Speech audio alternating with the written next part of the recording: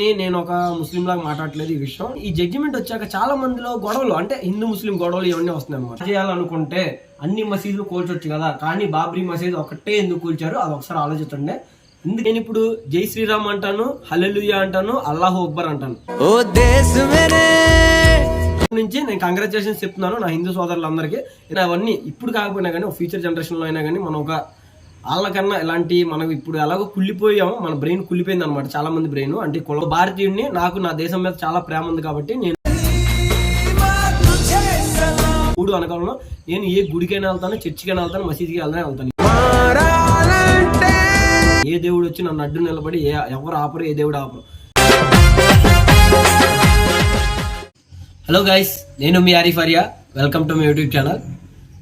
నేను మీకైతే ఈ వీడియోలో మన అయోధ్యలో కడుతున్న రామ మందిరం గురించి అయితే చెప్పబోతున్నాను. నేను ఈ వీడియో ఒక ముస్లింగా చేయట్లేదు, ఒక హిందూ సపోర్టర్గా చేయట్లేదు, నేను భారతీయుడిలాగా చేస్తున్నాను ఈ వీడియో. ఒక నిజాన్ని అందరికీ తెలియాలన్న చెప్పే ఉద్దేశంతో ఈ వీడియో అయితే చేస్తున్నాను. చాలా రీసెర్చ్ చేసి మొత్తం నేను ఇప్పుడు నిజాలు చెప్దామని చెప్పని మొత్తం ఈ వీడియో చేస్తున్నాను.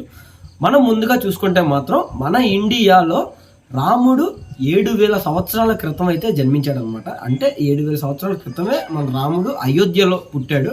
మళ్ళీ సీతాదేవి జన్మస్థలం వచ్చేపాటికి నేపాల్లో ఉన్న జనక అని చెప్పని అదొక ఇది ఉంది రాజ్యం, నేపాల్లో ఉంది. ప్రజెంట్ ఇప్పుడు నేపాల్లో ఉందన్నమాట. ఆ రాజ్యంలో సీత ఈ అయోధ్యలో అయితే ఇలా ఉందన్నమాట. కానీ అయోధ్యలో ఇప్పుడు రామ మందిరం కడుతున్నారు కదా, రేపు 22వ తారీఖు అయితే ఇనాగ్రేషన్ ఉంది. దానికి వచ్చేపాటికి హిందూస్ ముస్లిమ్స్కి వచ్చేపాటికి కొన్ని విభేదాలు ఉన్నాయి. ఏంటంటే మా మసీదు కూల్చేసి గుడి కట్టారు అని చెప్పని అయితే కొన్ని విభేదాలు ఉన్నాయి. కానీ ఆ విభేదాలు ఏంటని చెప్పి నేను ఇప్పుడు చెప్తున్నాను, చూడండి, క్లారిటీగా ఏనండి ఇదంతా. ఈ వీడియో అయితే ఫుల్గా చూడండి. ఇంకా మన ఛానల్ ఉన్న సబ్స్క్రైబ్ చేయకపోతే మాత్రం సబ్స్క్రైబ్ చేయండి. నేను మీకు ఫుల్ క్లారిటీ అయితే ఇస్తాను. మీలో కుల మతాలు ఏమన్నా లోపల ఉంటే మాత్రం అవన్నీ తుడిచిపడేయండి. ఎందుకంటే మొత్తం నేను మీకు వాస్తవాలు ఇప్పుడు చెప్పడానికి అయితే నేను మీ ముందుకు వచ్చాను అనమాట. ముందుగా రాముడు మనకే తెలిసిందే, మన భారతదేశంలో రాముడు 7,000 సంవత్సరాల క్రితమే జన్మించాడని చెప్పని. 1500 సంవత్సరంలో మాత్రం బాబర్ అనే ఒక ముస్లిం రూలర్, అంటే ఒక ముస్లిం కింగ్ వచ్చి మన ఇండియాని ఆక్రమించుకొని అక్కడ అయోధ్యలో ఎంతవరకు ఒక రామ మందిరం ఉండేదంట. ఆ రామ మందిరాన్ని కూల్చైతే బాబ్రీ మసీద్ అయితే కట్టారనమాట. అది ఎప్పుడు జరిగింది? 1600వ శతాబ్దంలో. కానీ మన రాముడు ఎప్పుడు పుట్టాడు? 7,000 సంవత్సరాల క్రితమే పుట్టాడు. 1600వ శతాబ్దానికి ఇప్పుడు మనం 2000 సంవత్సరంలో ఉన్నాం కదా, దీనికి 400 సంవత్సరాలు ఉంది. 400 సంవత్సరాల క్రితం ఇది కట్టారనమాట. ఏం కట్టారు? 4,000 సంవత్సరాల క్రితం మసీదు కట్టారు. ఎక్కడ? గుడి కూల్చేసి. కానీ గుడి పాతకాలం నుంచి గుడి ఉంది. కానీ ఇప్పుడు ప్రజెంట్ వచ్చేపాటికి కొంతమంది ముస్లిమ్స్కి కోపం వస్తుంది అనమాట. ఎందుకు కోపం వస్తుందంటే అది కూడా మసీదు కూల్చేసి కట్టారని. కానీ నిజానికి చెప్పుకోవాలంటే మాత్రం ఒకానొక టైంలో గుడి ఉండేది కూల్చారు కాబట్టి ఆ కోర్టు ఎంతో మంది పురాతన శాఖ వాళ్ళని అన్ని ఇచ్చేసి ఇప్పుడు కోర్టు జడ్జిమెంట్ అనేది ఊరికే ఇవ్వదు, ఎంతో ఇచ్చేసి మాత్రం ఇవ్వదు జడ్జిమెంట్. అలాగా మొత్తం కోర్టు మొత్తం ఇన్వెస్టిగేషన్ చేసి దానికి తగ్గట్టుగా ఏం జడ్జిమెంట్ ఇచ్చిందంటే ఇది రామ మందిరానికి సంబంధించిన ప్లేసు కాబట్టి హిందూ వాళ్ళకి ఈ స్థలాన్ని ఇచ్చేయండి. బాబ్రీ మసీదు అది మొన్న అంటే 400 సంవత్సరాలు కట్టారు, అంతకు ముందు నుంచి ఎప్పటి నుంచో రామ మందిరం ఉంది. అది ముస్లిం రూలర్ మన ఇండియా వచ్చాక ఈ స్థలాన్ని అయితే ఇచ్చారని చెప్పని కోర్టు జడ్జిమెంట్ ఇచ్చింది, అది ఇచ్చేసారు. కానీ ఈ జడ్జిమెంట్ వచ్చాక చాలా మందిలో గొడవలు, అంటే హిందూ ముస్లిం గొడవలు ఇవన్నీ వస్తున్నాయి అనమాట. నేను చెప్పడానికి ఏంటంటే వాళ్ళ స్థలం అంటే నా సోదరులు హిందూస్, నా సోదరులు. నేను నా మతాన్ని నేను ఒక ముస్లింలాగా మాట్లాడట్లేదు ఈ విషయం. నేను నార్మల్గా నిజాన్ని మాట్లాడదామని చెప్పని ఈ వీడియో చేస్తున్నాను. కాబట్టి నా సోదరులు, నా హిందూ మతస్థులకి ఈ స్థలాన్ని ఇచ్చేయమన్నారు, స్థలాన్ని ఇచ్చేశారు. మన రామ మందిరం కూడా కన్స్ట్రక్ట్ అయిపోయింది. ఇప్పుడు నేను దానికి నా తరపు నుంచి నేను కంగ్రాచులేషన్స్ చెప్తున్నాను నా హిందూ సోదరులందరికీ.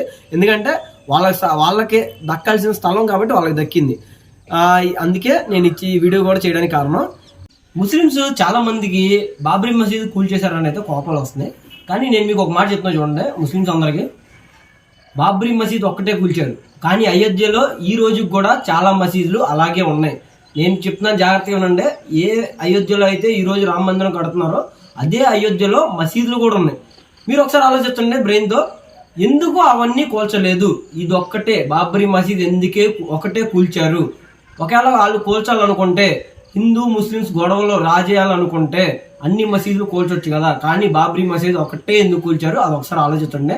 ఎందుకంటే ఆ బాబ్రీ మసీదులో ఎదవరికి రామ మందిరం ఉండేది కాబట్టి మన ముస్లిం రాజు ఒక ముస్లిం రాజు ఆ పేరు కూడా బాబర్. బాబర్ వచ్చి మన ఇండియాను ఆక్రమించుకుని ఆ గుడి ఉన్న ప్లేస్లో మసీదు కట్టాడు కాబట్టే ఆ ఒక్క చోటలో ఇది కడుతున్నారులే కానీ ఆ పగల కొట్టాడు. ఇప్పుడు 1990 సంవత్సరంలో, అది 1992 సంవత్సరంలో బాబరీ మసీదుని కూల్చేశారు. కానీ మిగతా మసీదులు ఎందుకు కూల్చలేదు ఒకసారి ఆలోచించండి మీరు. మిగతా మసీదులు మొత్తం అలాగే ఉన్నాయి, వాటికి కూడా అదే అయోధ్యలో మిగతా మసీదులు ఉన్నాయి. కానీ ఈ ముస్లిమ్స్ అంతా ఏమనుకుంటున్నారంటే మసీదు కూల్చేశారు ఇదొక్కటే, కానీ మిగతా ఎందుకు కూల్చలేదు, ఇదొక్కటే ఎందుకు కూల్చారు అది ఒకసారి ఆలోచించండి. మీ ఆలోచన ఒకసారి మీరు ఆలోచిస్తే మీకే ఆన్సర్ వచ్చింది. ఎందుకంటే ఆ ప్లేసు ముస్లిమ్స్కి సంబంధించింది కాదు, ఆ ఇదివరకు రామాలయం ఉంది కాబట్టి మన కోర్టు కూడా జడ్జిమెంట్ ఇచ్చింది. మనం యాజ్ పర్ ఇండియన్స్ ప్రకారం మనం కోర్టుకి మనం లోబడి ఉండాలి కాబట్టి మన కోర్టు డెసిషన్ని ఇచ్చేయాలి. కాబట్టి అందరూ సపోర్ట్ చేయండి, ఎందుకంటే వాళ్ళు మన బ్రదర్స్. అందుకే నేను ఈ వీడియో చేస్తున్నాను అనమాట. చాలా మంది ఇలాగ మన మసీదు కూల్చేశారు. నేను చాలా మంది దగ్గర విన్నాను ఇలాంటి మాటలు. అందుకోసం అలాంటి లేకుండా మీరు సపోర్ట్ చేస్తారనేది అనుకుంటూ చెప్తున్నాను అనమాట ఈ మాట. ఇప్పుడు ఈ జనరేషన్లో పొలిటీషియన్స్ ఎలా ఉన్నారంటే కుల మతాలు విభేదాలు, అంటే జనాల్ని ఈ కులాన్ని ఇలా ఇచ్చేయాలి, ఈ కులాన్ని ఏమో ఇచ్చేయాలి. అదే పొలిటీషియన్ ఇటు ముస్లిం సైడ్ వచ్చి ఇలా మాట్లాడతాడు, ఆ హిందీ సైడ్ ఇలా వచ్చాడు.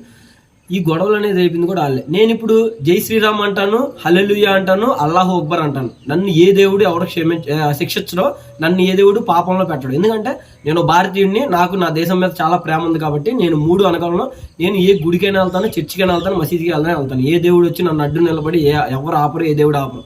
కానీ మనుషులు ఎవరు మన పక్కన తిరిగే సమాజంలో ఉండే మనుషులే మనలో మనకి విభేదాలు. ఏంటంటే మన మసీదుని కూల్చి గుడి కడుతున్నారు అని చెప్పని విభేదాలు లేపుతున్నారులే. కానీ బ్రెయిన్తో ఆలోచిస్తే ఒకప్పుడు గుడి ఉండేది, ఆ గుడిని కూల్చి మసీదు కట్టారు. ఇప్పుడు అదే ప్లేస్ సుప్రీంకోర్టు ఆర్డర్ వచ్చింది కాబట్టి ఆ ప్లేస్ వాళ్ళకి ఇచ్చేశారు. మైండ్తో ఆలోచిస్తే మాత్రం ఎలాంటి విభేదాలు ఉండో అంత హ్యాపీగా మొత్తం ఇచ్చేసుకోవచ్చు అనమాట. నాకు జరిగిన ఒక పర్సనల్ ఎక్స్పీరియన్స్ అయితే నేను మీకు చెప్తాను చూడండి ఏం జరిగిందో. నేను మా ఊర్లో కటింగ్ షాప్ పెడితే నేను మా ఫ్రెండ్స్తో కటింగ్ చేయించుకోవడానికి అయితే వెళ్ళాం అనమాట. మేము ఒక 3-4 ఫ్రెండ్స్ వెళ్ళాం, నాతో పాటు కలిపి ఒక 3-4 మెంబర్స్ వెళ్ళాం అనమాట కటింగ్ షాప్కి. వాళ్ళు వెనకమాల కూర్చున్నారు సోఫా మీద, నేను కటింగ్ చేయించుకుంటున్నాను. కటింగ్ చేయించుకునేటప్పుడు నేను మామూలుగా మాట్లాడుతూ ఉంటాను వాళ్ళతో మాట్లాడాను. వాళ్ళు ఎవరు అంటే ఇలాగా అన్నారు, యూపీ నుంచి వచ్చామని చెప్పి అన్నారు, ఉత్తరప్రదేశ్ నుంచి. వాళ్ళు నా పేరు అడిగారు అనమాట. నా పేరు అడిగితే నేను చెప్పాను ఇలాగ నా పేరు ఆరిఫ్ అని చెప్పాను. అయితే వాళ్ళు నన్ను ఏమడిగారంటే నీతో పాటు వచ్చిన వాళ్ళు కూడా ముస్లిమ్స్ అయినా అని అడిగారు. నేను సడన్గా నాకేం అర్థం కాల, అదేంటి ఎలా అడుగుతున్నారేంటి, నాతో పాటు వచ్చిన వాళ్ళు ముస్లిమ్స్ అని అడుగుతున్నారేంటి అని చెప్పి నాకు అర్థం కాల. అయితే నేను అప్పుడు అడిగాను, అదేంటి అలా అడుగుతావేంటి, నాతో పాటు వచ్చిన ముస్లిమ్స్ ఏంటి, నాతో పాటు వచ్చిన వాళ్ళు హిందూస్ ఉన్నారు, క్రిస్టియన్స్ ఉన్నారు, అందరూ ఉన్నారు, మా ఫ్రెండ్స్ మేమంతా కలిసి తిరుగుతాం ఇక్కడ అని చెప్పినాను. దానికి తనేం చెప్పాడు తెలుసా, అవునా మీ వైపు అందరు కలిసి తిరుగుతారా, కానీ యూపీలోకి వచ్చేపాటికి హిందూస్ వేరేగా ముస్లిమ్స్ వేరేగా తిరుగుతారు. ఇద్దరికి ఎప్పుడు గొడవలు జరుగుతూ ఉంటే రాళ్ళు ఉంటాయి కదా, రాళ్ళు ఎప్పుడు వేసుకుంటూ ఉంటారు, ఒకళ్ళ మీద ఒకళ్ళు రాళ్ళు వేసుకుంటూ ఉంటారు. ఇదివరకు అయితే మేమంతా కలిసే ఉన్నాం, కానీ రాజకీయ నాయకులు వచ్చాక మాకు విభేదాలు పెట్టి మేము కొట్టుకునేలా చేశారు, మాకు గొడవలు పెట్టారు అనేది చెప్పాడు. నాకు అతను చూసి వెంటనే చెప్పాడు, మీ వైపు చాలా బాగుంది, మీరు అందరూ ఇలా కలిసి తిరగడం, మీ అందరూ. నాకు ఇప్పుడు అనిపించింది అనమాట, ఈ రాజకీయ నాయకులు లేకపోతే మనలో మనం అందరం కలిసే ఉంటాం. కానీ వీళ్ళు మనకి గొడవలు పెట్టి, అంటే ముస్లిమ్స్ అనేవాళ్ళు ఎలాగా, హిందూస్ అనేవాళ్ళు ఎలాగా, హిందూస్ అనే తిరగాలి, ముస్లిమ్స్ ఈ రాజకీయ కుల చిచ్చు అంటారు చూడండి, కుల మతాల చిచ్చు పెట్టి వాళ్ళు లబ్ధి పొందుతారు అన్నమాట ఎవరు రాజకీయ నాయకులు. అలాగే తప్ప ఏం లేదు. నేను మన all Indians are my brothers and sisters అని చెప్పని మనం ప్లెడ్జ్లో చెప్తాం. అంటే ఆ భారతీయులందరూ నా సహోదరులు అని చెప్పండి, భారతదేశంలో ఉన్న వాళ్ళందరూ నా బ్రదర్స్. నేనే చెప్పా కదా, నాకు ఎటువంటి కులం కానీ ఎటువంటి మతం కానీ నా దృష్టిలో నా మైండ్లో ఉండదు. కాబట్టి నేను ఈ వీడియో చేస్తున్న ఇప్పుడు వాళ్ళని మార్చకపోవచ్చు జనరేషన్లో. ఇప్పుడు నేను ఒక ముస్లిం అని చెప్పిన రేపు నా పుట్టబోయే పిల్లలకి ఇవన్నీ చెప్పుకుంటూ వస్తే వాళ్ళ మైండ్లో ఏంటంటే అదే విభేదాలు, అంటే ఎలాగా ముస్లిం అనేవాడు ఎలాగా, హిందూ అనేవాడు ఎలా విభేదించారని చెప్పని వాళ్ళ మైండ్లో ఉండిపోద్ది.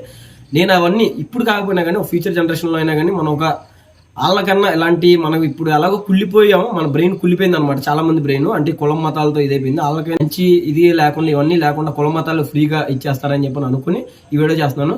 ఇంకా మన ఛానల్ ఏమన్నా సబ్స్క్రైబ్ చేయకపోతే మాత్రం సబ్స్క్రైబ్ చేయండి. నేను ఏమన్నా తప్పు మాట్లాడితే మాత్రం నన్ను క్షమించండి, ఎందుకంటే నేను మొత్తం వాస్తవం మాట్లాడాను. నేను వీడియో మాట్లాడి కొంతమంది కోపం రావచ్చు, కొంతమందికి ఇదే వచ్చు. నేను కరెక్ట్ మాట్లాడినా లేదా అనేది కింద కామెంట్ సెక్షన్లో కామెంట్ చేయండి. ఇంకా మన ఛానల్ ఏమన్నా సబ్స్క్రైబ్ చేస్తే మాత్రం సబ్స్క్రైబ్ చేయండి.